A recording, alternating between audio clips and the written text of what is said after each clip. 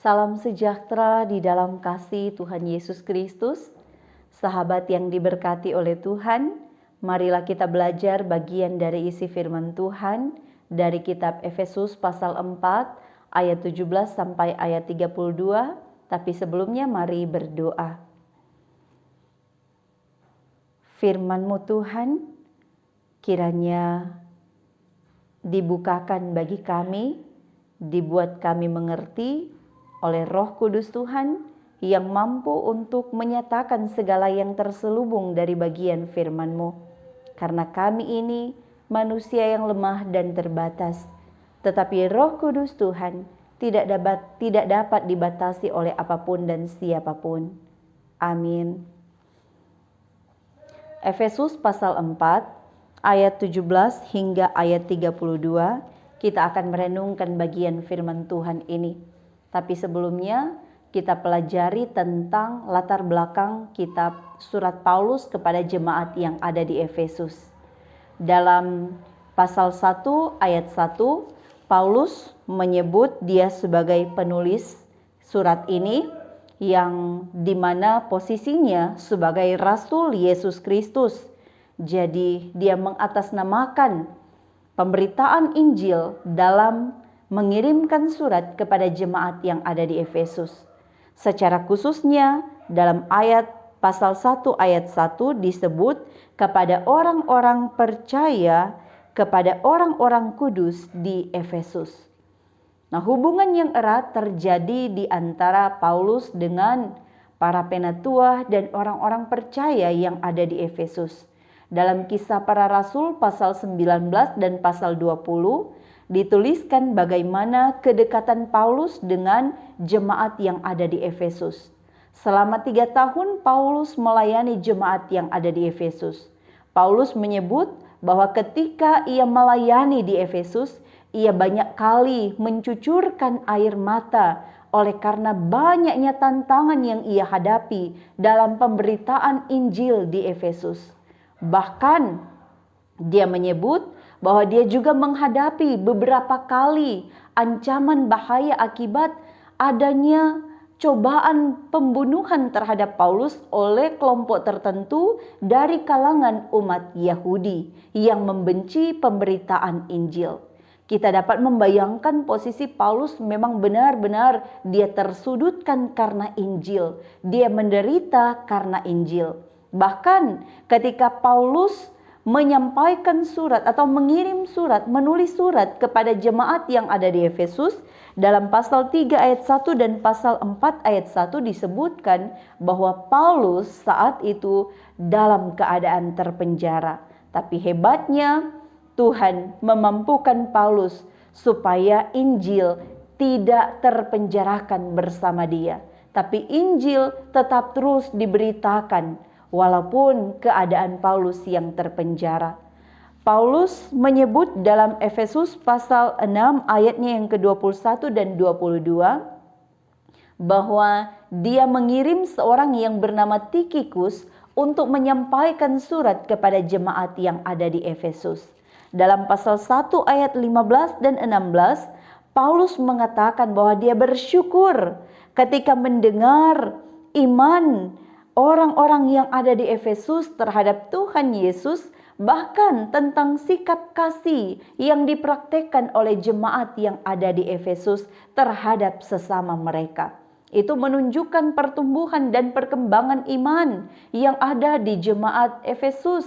Tetapi juga dia sadar betul bahwa tantangan yang ada untuk mempertahankan iman di dalam Kristus Yesus di jemaat Efesus itu juga merupakan suatu hal yang tidak mudah.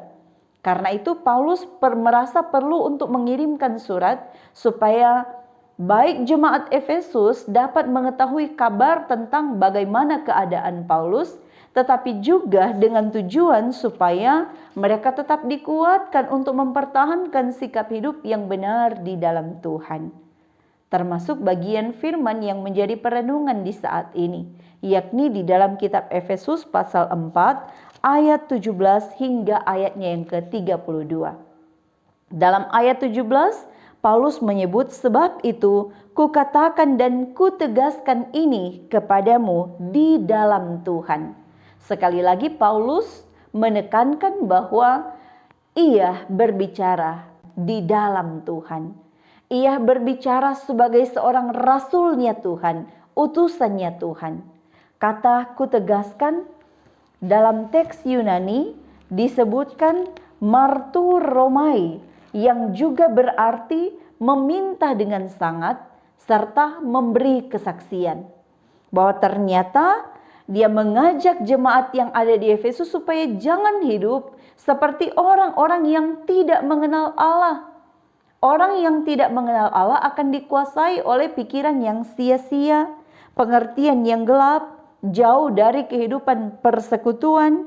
Bahkan orang yang hidup tidak mengenal Allah karena kebodohan yang ada di dalam mereka dan karena kedegilan hati mereka.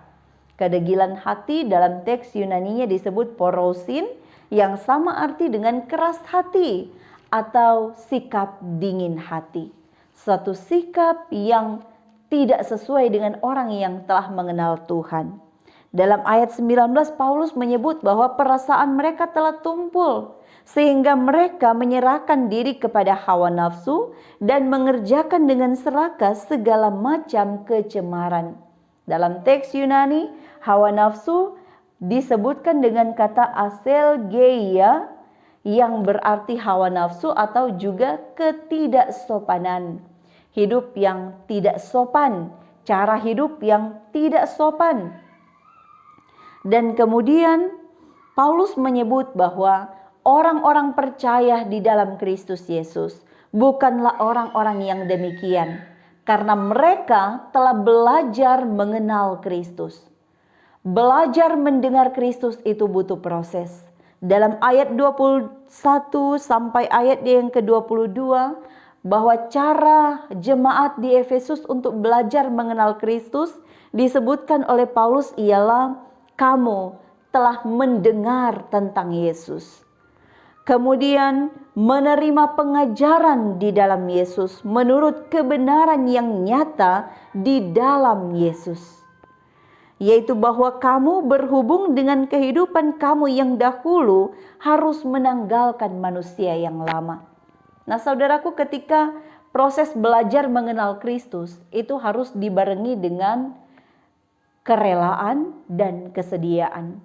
Rela untuk menanggalkan atau membuang cara hidup yang lama, tetapi juga bersedia untuk menjadi manusia baru yang disebutkan oleh Rasul Paulus. Menanggalkan manusia lama bukanlah suatu hal yang mudah, karena ketika suatu hal telah menjadi kebiasaan, akan sulit untuk diubah, akan sulit untuk hidup menjadi baru seperti yang disampaikan oleh Rasul Paulus. Tetapi sesungguhnya Paulus menyebut bahwa cara hidup yang lama, cara hidup orang yang tidak mengenal Allah, dikuasai oleh nafsu yang membinasakan. Nafsu atau keinginan yang membinasakan.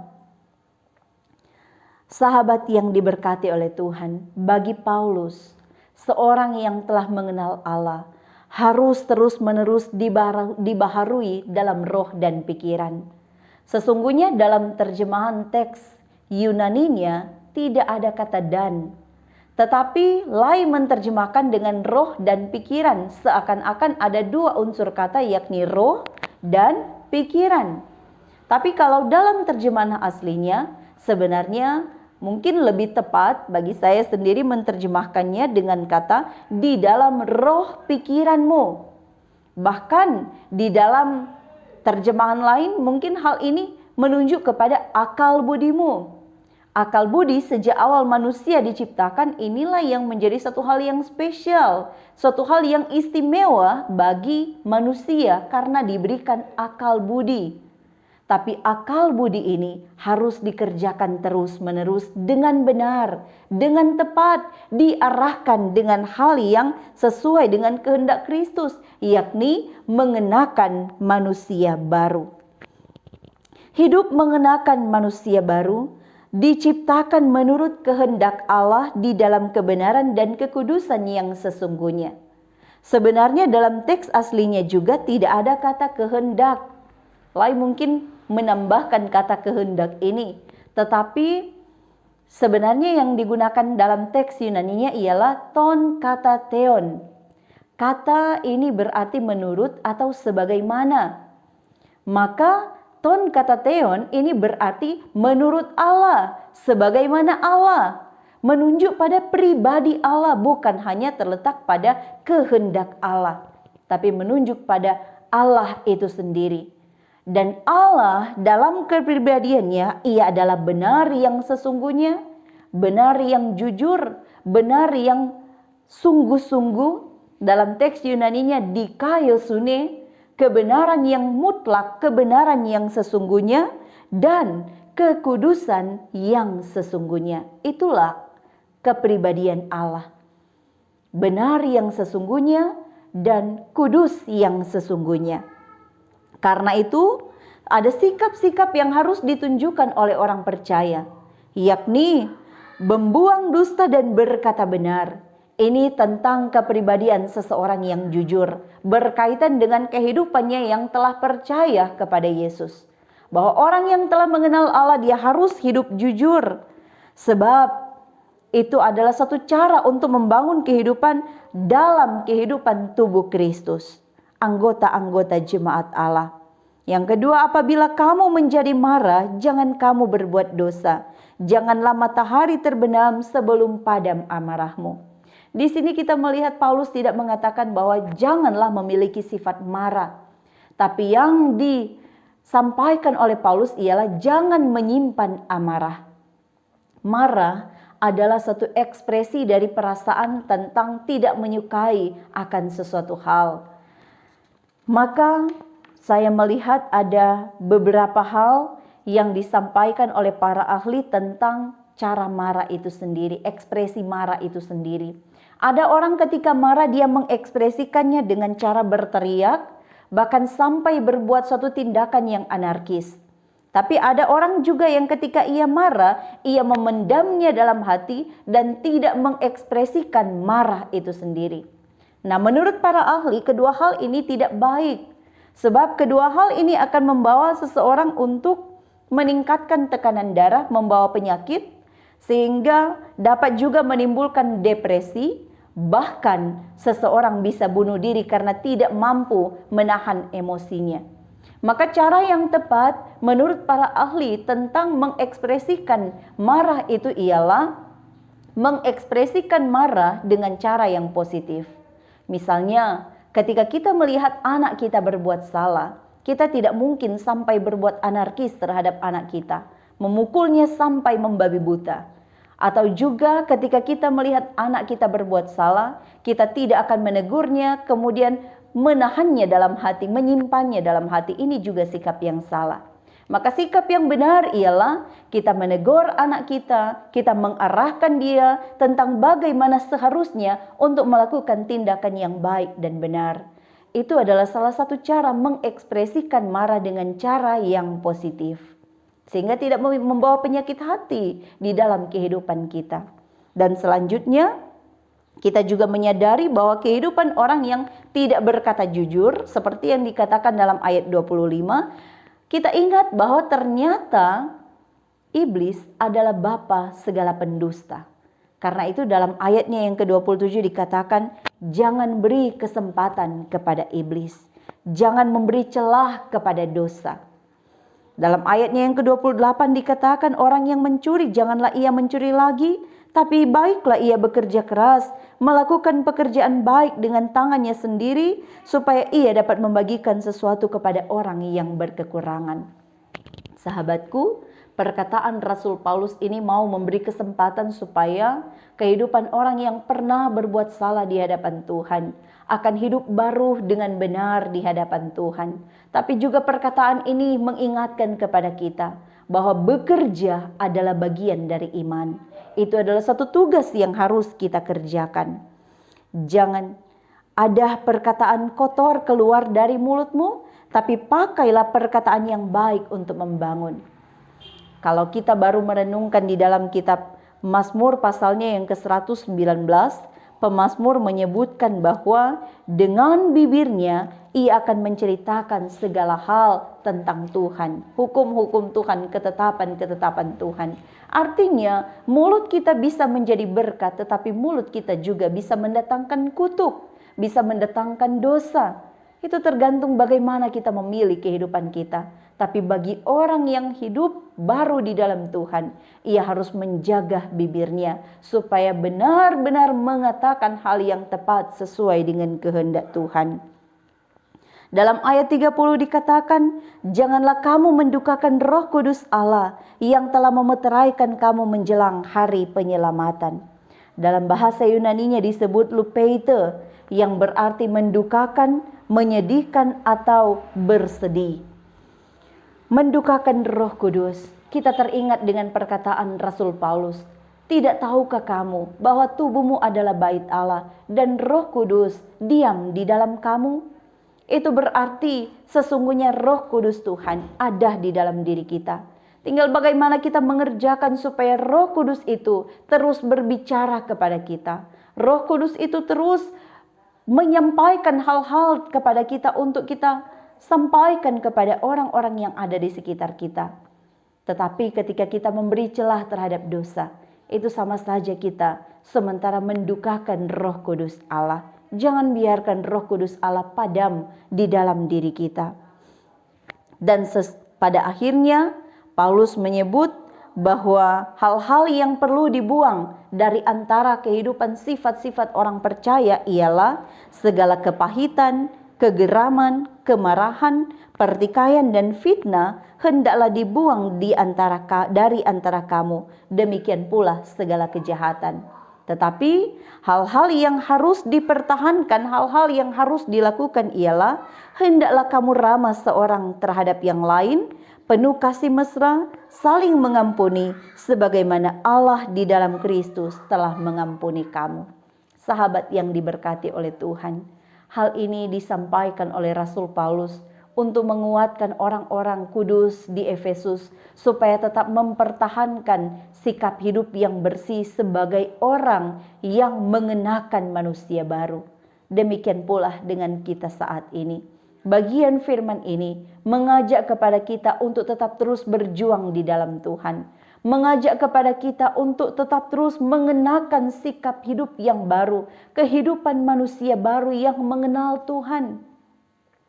Ada seorang yang bersaksi ketika ia dalam suatu perjalanan, ia melihat ada satu mobil yang dalam perjalanannya cukup kencang, dan pada suatu ketika mobil itu tiba-tiba hampir menabrak ibu-ibu yang sedang ada dalam perjalanan.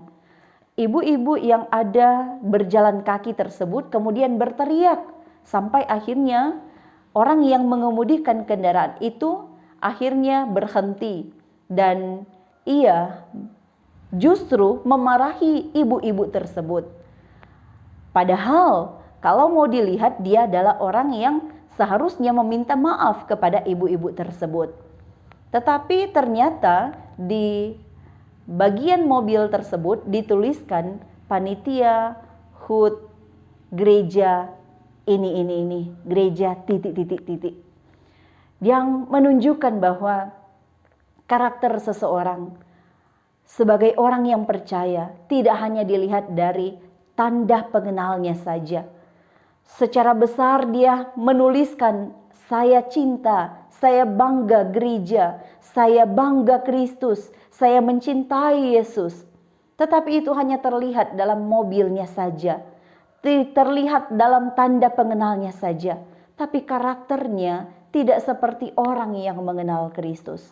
Saudaraku, firman Tuhan ini mengkritisi kehidupan kita. Benarkah kita telah menanggalkan cara hidup yang lama? Dan apakah kita benar-benar mau melakukan hidup baru di dalam Tuhan, sikap hidup yang benar di hadapan Tuhan? Maka kiranya kita sebagai pembaca di masa kini diajak untuk menjadi berkat bagi orang lain, bukan menjadi beban bagi orang lain. Ketika ada hal-hal yang mau disampaikan dengan benar, sampaikanlah itu dengan tepat, sebagaimana sikap hidup orang yang percaya di dalam Kristus. Berdoalah senantiasa supaya mengenakan manusia baru itu akan dapat kita tunjukkan sebagai karakter hidup kita, bukan sebagai tanda pengenal kita saja, tetapi menjadi bagian kehidupan kita sekalian. Mari berdoa.